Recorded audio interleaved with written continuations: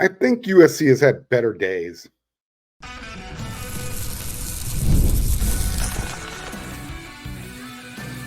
You are Locked On Trojans, your daily podcast on the USC Trojans. Part of the Locked On Podcast Network, your team every day.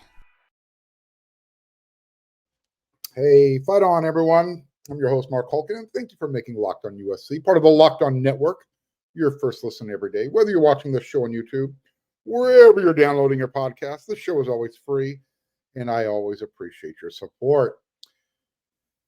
Did I or did I not talk about USC's recruiting momentum on yesterday's episode of Locked On USC? My everydayers are nodding their head like this. Yeah, Mark, it's exactly what you talked about. I literally said it's important for the committed players who are being swayed by other programs to remain committed. Like, that's the lead to the show. When it comes to recruiting, I said this: the longer it goes, it does not mean it's getting better. So on that note, as of right now, Isaiah Gibson, the commit from Georgia, this is what I said last night on yesterday's episode. I mentioned he does not have an official visit to USC scheduled. He still doesn't. And according to Scott Schrader over there at wersc.com, recruiting guru, he let us know Isaiah taking an official visit to USC looking really unlikely, not happening. And I asked the rhetorical question, is distance a factor all of a sudden? And, I tried to put a positive spin on it. We'll see how this one plays out, because even though he doesn't have the official visit set up and he's not coming to one of those two big June bashes, that does, it doesn't mean that he can't schedule one later in the year. Regardless, it's not a good look. And I said all of that on yesterday's episode of Locked on USC. Well, usually I'm setting my everydayers up. I feel something, I hear something. There's a reason why I do things. There's a method to my madness. Within 24 hours of me explaining why Isaiah not scheduling an official visit is a bad look, he decommitted. It happened. It sucks. But you know what? I think we're being honest, recruiting in 2024 and probably going forward into the future, it's going to suck. I know we all love recruiting. We all gather around the TV. We all gather around the computer. You're waiting for my updates. Thank you. Appreciate it. But it's changed. And it's not changing for the better. Change is neither good or bad. It's how you handle it. I don't think the recruits, at least right now, the majority of them are handling it very well. Another rabbit hole we'll go down another time. Anyways, so why did Isaiah Gibson decide, you know what, I'm going to decommit? Even if it's not NIL related. Why commit and then decommit?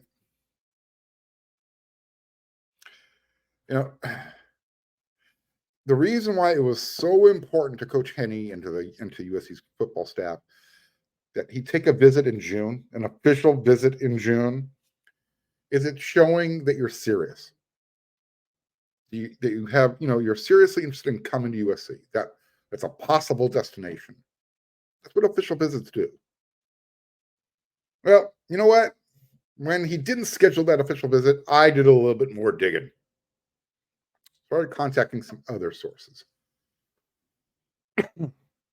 I went with a source who talks with this young man frequently from that part of the country, Southeast. According to one source that I spoke to a couple actually. And I was speaking to one at Elite 11, and he said that, basically, Isaiah kind of just got caught up in the moment back in March, during the crawfish boil, when USC had all those commitments, Isaiah and Justice Terry and Hilton Stubbs and Gus Cordova. He just kind of got caught in the moment. I'm referring to Isaiah right now. But he knew, like a couple of weeks after he got home, sometime in April, it kind of clicked. The light bulb went off. He knew he wasn't coming back to USC. I'm pretty sure the USC staff knew he wasn't coming back to USC. They were kind of hoping they can, continue to recruit, continue the communication process, keep the door open, and convince him to take an official visit. Didn't happen. So again, I have to assume that Coach Henne, Coach Riley, they knew the score. And another thing, let's not assume, I know I've used that word twice now, a matter of seconds. Georgia might not be the team to beat just because he's from the state of Georgia. In fact, I was talking to a couple of people like, the Bulldogs kind of feel like they're being strung along as well. So Isaiah, he might not be into all the NIL swag, but that doesn't mean that he doesn't have people in his ear who aren't. And remember, a lot of pressure on these young men at this age, a lot of hangers on. I mean, it's not that long ago where we had to, USC was dealing with Bear Alexander this past spring. He wasn't happy with his NIL deal.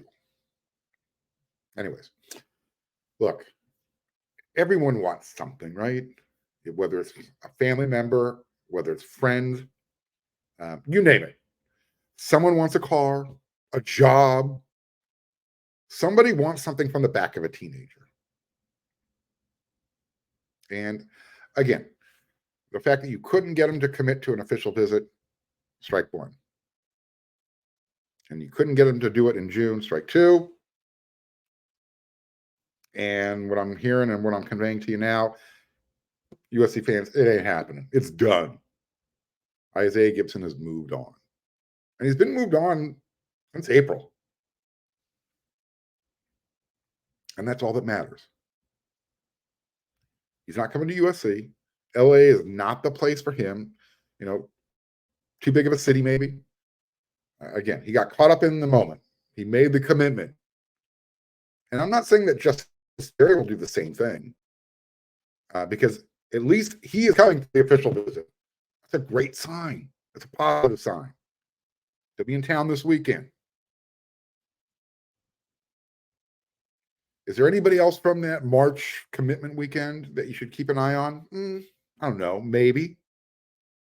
Hilton Stubbs, possibly. I'm not saying he's on decommit watch, but, the folks who talk to people in that part of the country on a regular basis, they don't think he's a SoCal guy either. Again, I'm just throwing it out there. I'm not saying I heard anything. But, when you get guys to commit from across the country, that's all. That's the easy part, getting the commitment. The hard part, retaining the commitment, getting them to sign that piece of paper when letter of intent day rolls around. Look, if USC gets one or two more safeties, and they're on the list for a couple more, I would think he's probably going to start to feel the pressure from the home folks. And don't forget, Matai Tagovailoa, he's already on board. I know he's a hybrid, could be play linebacker. I think he's probably slotted to play safety, and in the box hybrid type of guy. So there it is. Those are the optics. That's the bad news on the recruiting front. I do have some more positive news on the recruiting front. I'm not going to end this show on a negative. But you're going to have to hang around till the third segment to catch that. Because I'm going to stay on my negative tone in the next segment. Again, the optics around USC right now, no bueno. I'm not happy. And I'm going to tell you why. It's coming up next.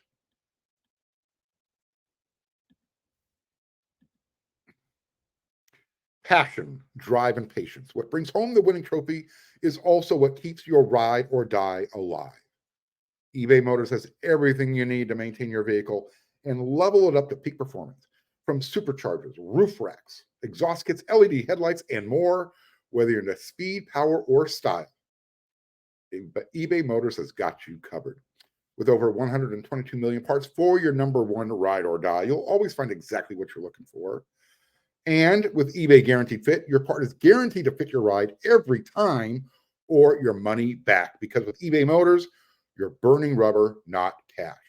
With all the parts you need at the prices you want, it's easy to turn your car into the MVP and bring home that win. Keep your ride or die alive at ebaymotors.com. Eligible items only. Exclusions apply. eBay Guaranteed Fit, only available to U.S. customers.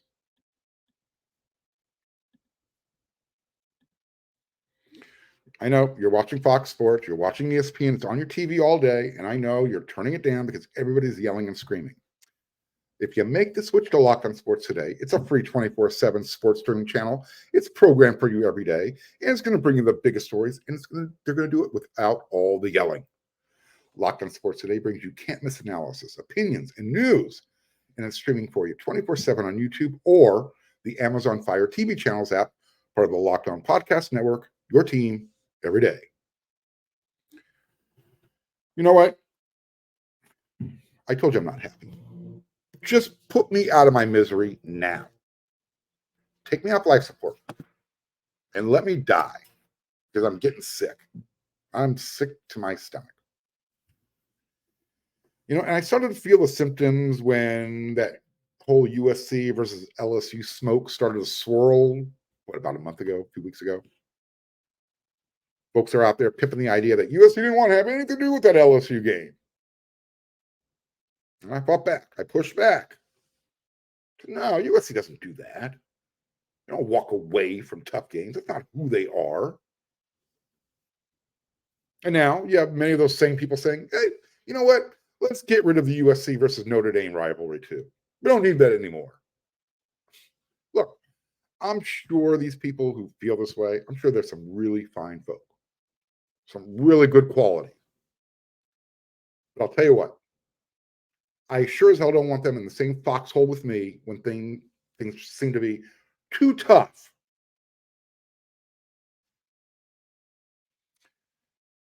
Look, the game versus LSU, that's being played. USC didn't have enough time to cancel that game. But the series against Ole Miss, it's been canceled. Yeah. I swear to all that is holy. Swear to God. This pisses me off. I should be dispassionate about it, but I'm not. And I kind of get the feeling that it was Lincoln Riley that wanted to take these games off the schedule. That's the impression I'm getting, and I'll tell you why. I'll get to that in a moment. I don't want to hear the narrative that, well, I'm all for playing the best games, competition possible for the experience. However, the landscape is not the same anymore. You know, why would any program want to make things more difficult for themselves? Why handcuff itself on purpose with an incredibly difficult schedule? Here's my response. All right, I hear you. You want everything to be equal. Okay. What's the narrative going to be when the NCAA is kicked to the curb and you've got 64, 68 teams basically without conferences anymore? And the schedules are being drawn up from those pool of teams. I'm talking about the FBS, the Power 4 teams. Throw in another handful of, the Mountain West type of schools, Washington State, Oregon State, that type of thing. When that's the pool that everybody's scheduling from, now what's the narrative going to be? Because I'll be honest with you, if you think this is the last piece of college football's transition, I think that would probably be a naive way to think. We haven't even played the first game of the 12-team playoff format yet, and they already want to go to 14 teams. Oh, and don't forget, next year, colleges, they're paying the players directly.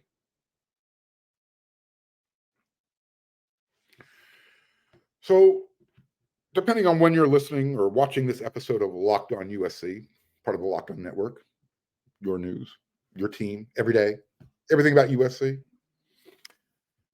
The other day, Lincoln Riley was on the local ESPN radio affiliate in Los Angeles. USC is going to be doing their football and men's and women's basketball game coverage will be on ESPN LA, local radio station. Anyways, when he was on the radio, and they were asking him about the big conference, USC's transitioning to that, and the upcoming schedule, and how it's so tough.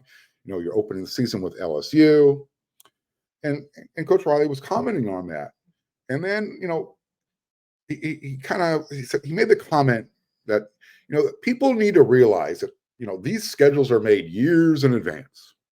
It was part of the 24 schedule. That was part of that discussion.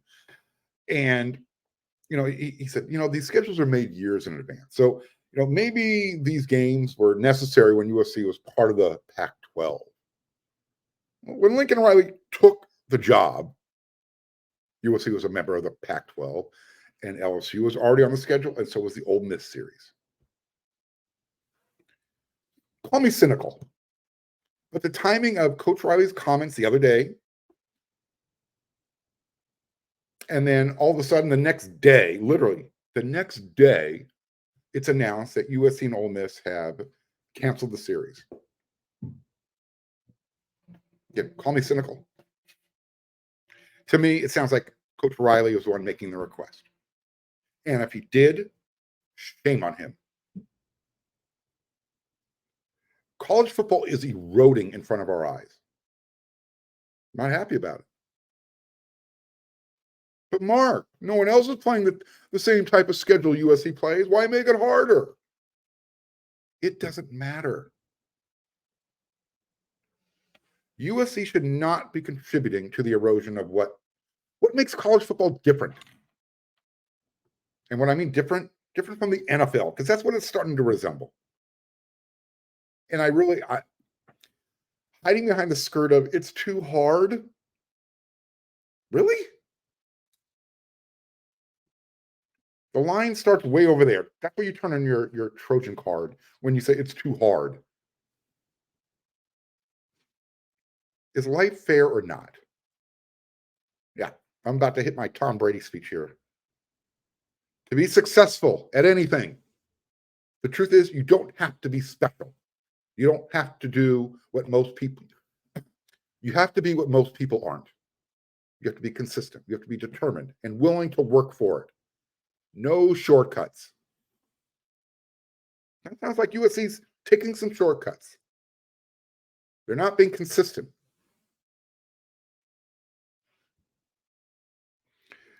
As far as I'm concerned, USC just lost any moral high ground it ever had. Someone said, well, they can, Mark, you know what? Now they don't have the Ole Miss game scheduled anymore. We can put Cal and Stanford back on the schedule. You've been pounding your fist about that. You can keep those rivalries alive. Okay, why not do both? Finish the Ole Miss series and then resume the rivalries. You already walked away from Cal and Stanford.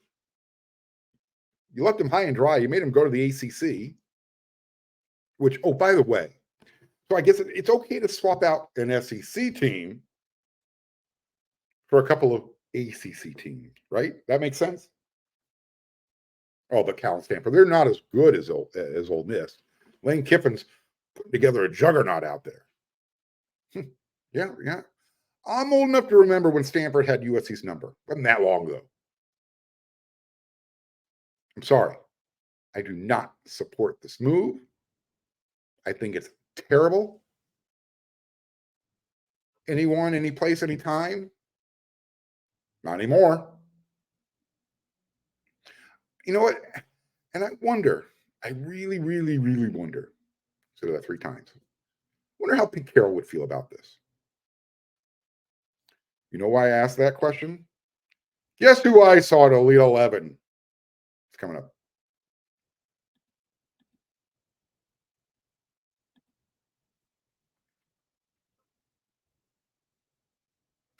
So, Elite 11 finals, they're taking place this week in LA, Mira Costa High School. down there by the water. Beautiful, gorgeous. So first night, it was Tuesday. They'll continue again on Wednesday, and then the final day on Thursday. That's when they start doing some of the 7-on-7 stuff. As far as who won the first day competition, local product from California, Centennial High School, Houston Longstreet. Yeah, commit to Texas A&M. You've heard me mention the name a few times on the show. Would not be upset if he decided he wanted to be a Trojan one day. Would not be upset at all. Juju Lewis, he was there. He looked good. It's the first time I got to see him up close and personal throwing. Got to meet his dad for the first time. Nice to meet you, TC. After the Elite 11, Juju and his dad, they're hopping on a plane, going to Boulder, and then from there, they're heading home. He's got to get home. He's got to practice with his own high school team. Yeah.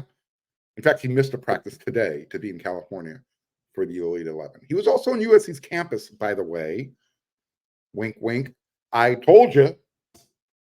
He just came off of his Auburn official visit.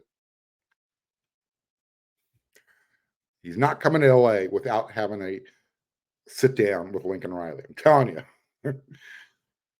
Lincoln Riley is going to make sure whatever you heard, whatever they told you at Auburn, don't worry about it. I got you covered. Anyways, from what I saw in Juju, he throws such a nice ball. Leads the receiver nicely. Everything is so effortless.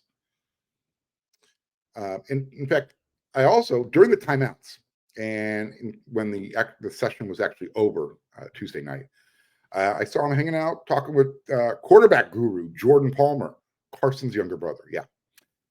Jordan gets guys ready for the NFL draft.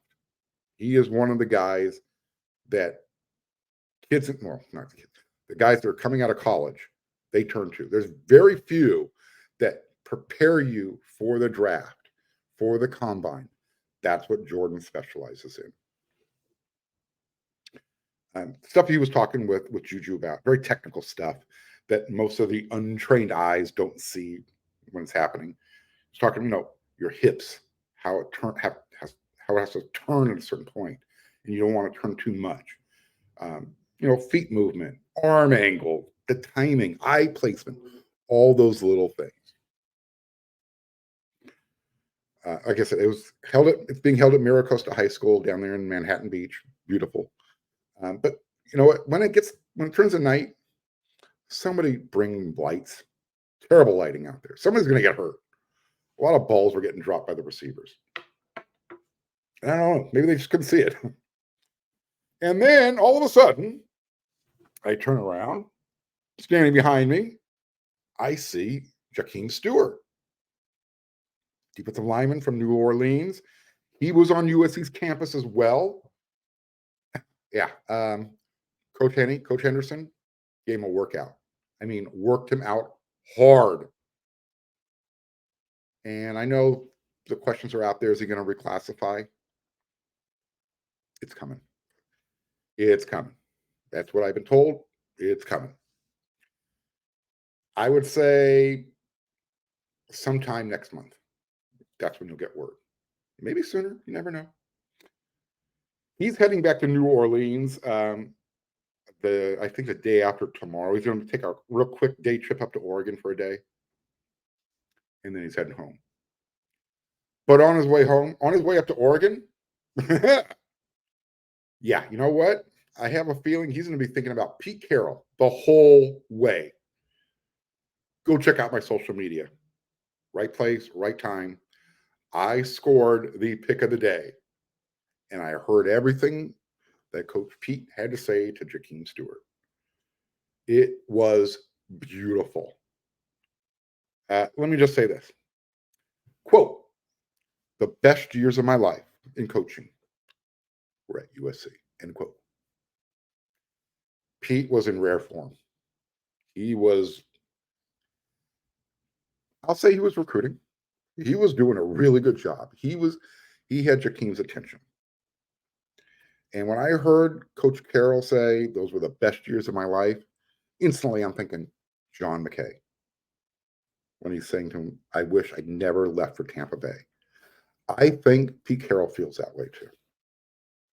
Probably not to the extent of Coach John McKay. I mean, he did win a Super Bowl, came close for another one. But yeah, Pete can still recruit like the best of them. Go check out my Twitter. You're going to love the pick. I promise you. So yeah, Pete was selling Jahkeem on USC, the academics, the opportunities, the networking. I heard him say, what do you think about the weather? And I saw Jahkeem say, I can breathe. If you don't know, New Orleans gets really humid during the summer. And Miracosta High School, it's like a couple blocks from the ocean. So to see Jahkeem just go, and a big smile, like I said, Pete was eliciting everything. I'm not saying I'm just wondering if Pete had long enough, he probably would have got a commitment out of him. Somehow, some way, they need to get Pete back on USC's campus. Give him a rocking chair, putting it inside the McKay Center, and just make him that honorary, that emeritus guy. Just the guy you have to go talk to because he's going to grab you by the elbow, grab you by the wrist. He's going to tell you a story. He's going to tell you why USC is the place to be. He wasn't just out there for no reason either. His grandson, yeah, Brennan Carroll's got a kid. I think he's going to be a freshman. Big. He can spin it. So Lincoln Riley, set your radar off. Go check out Brennan Carroll's kid. Pete's grandkid. He's probably about 6'3". Good arm. Spins it really well. And everyone said, well, Mark, his dad coaches up at the University of Washington. So doesn't mean his dad will still be coaching at the University of Washington by the time it's ready, his kid's ready to go to college. Things change. Recruiting in college football, I don't know what to make of it anymore. So, yeah, not everything was great around USC. You had the decommitment. You lost the Ole Miss series. We're not going to see Lane Kiffin on the sidelines at the Coliseum. However, you got Elite 11. You got Juju Lewis. He was on campus again. You got Jahkeem Stewart. He was on campus. He had his own private workout with Coach Henney.